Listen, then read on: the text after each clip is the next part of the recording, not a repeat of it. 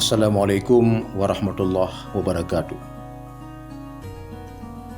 Alhamdulillah, wassalatu wassalamu ala rasulillah wa ala alihi wa sahbihi wa mawala. Sahabatku sekalian,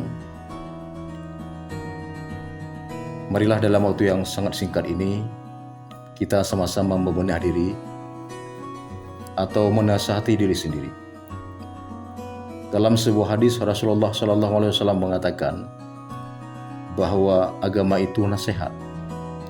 Baik nasihat itu mengajak orang kepada jalan kebenaran dan juga kepada jalan kesabaran. Inilah perilaku orang-orang beriman yang selalu dalam berbuat baik.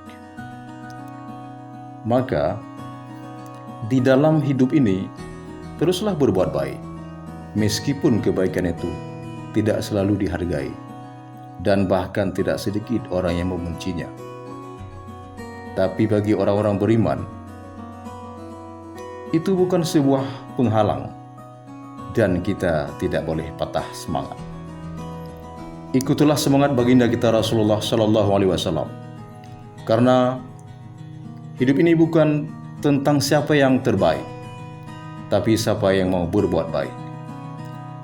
Maka sekecil apapun kebaikanmu, sibukkanlah dirimu selalu dalam kebaikan, disertai menata hati menuju ridha Allah semata. Tapi alangkah baiknya sebelum kita melakukan kebaikan, maka kebaikan yang paling utama adalah menasihati diri sendiri. Hampir semua manusia dan mungkin juga termasuk kita, bahwa kita ini sudah terlena dan sering menasihati orang lain sebelum menasihati diri sendiri. Padahal menasihati diri sendiri jauh lebih penting dan mulia sebelum kita menasihati orang lain. Dan ini yang jarang sekali dilakukan oleh orang, bahkan hampir tidak ada. Di mana-mana kita lihat setiap orang sibuk berdakwah dan menasihati orang lain, sedangkan dirinya sendiri tidak ada lagi yang menasihati.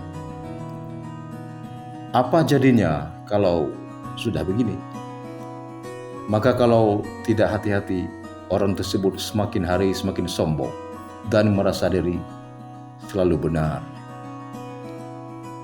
Inilah bahayanya kalau kita tidak hati-hati, bila kita selalu menjadi penasehat. Maka dari itu, nasihatilah dulu dirimu dengan dirimu sendiri. Setelah itu baru kita membagi kebaikan atau menasihati orang lain ke jalan kebenaran. Maka langkah yang paling tepat sebelum kita menasihati orang lain adalah tulislah sesuatu untuk menegur diri sendiri dan jangan dulu menilai orang lain. Setiap kita banyak dosa dan alpa, maka jangan dulu menghitung kesalahan orang lain sehingga melupakan kesalahan diri sendiri. Kalau kita sering menulis sesuatu, setiap kalimat yang kita tulis itu semakin menemukan bahwa diri kita ini orang yang paling hina dan banyak dosa. Lewat tulisan-tulisan kita itu, kita semakin tahu siapa diri kita yang sebenarnya. Sebab siapapun diri kita, kita tidak bisa menipu diri sendiri. Tapi bila kita tidak pernah menulis, sampai kapanpun kita tidak tahu siapa diri kita yang sebenarnya.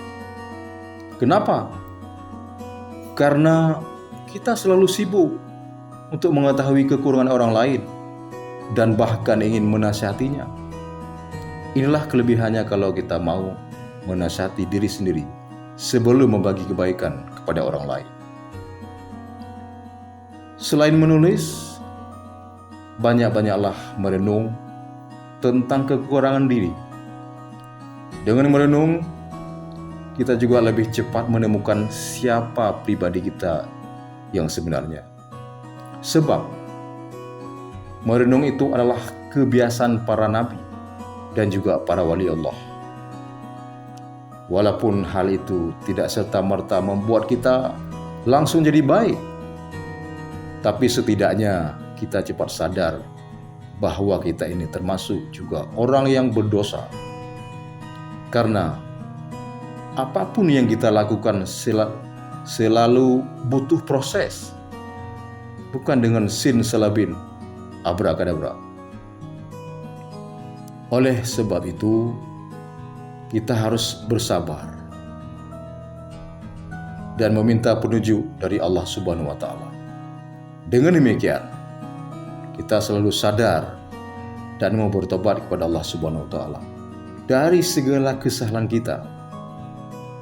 Dialah satu-satunya zat yang maha menerima tobat dan mau memaafkan segala kesalahan hambanya.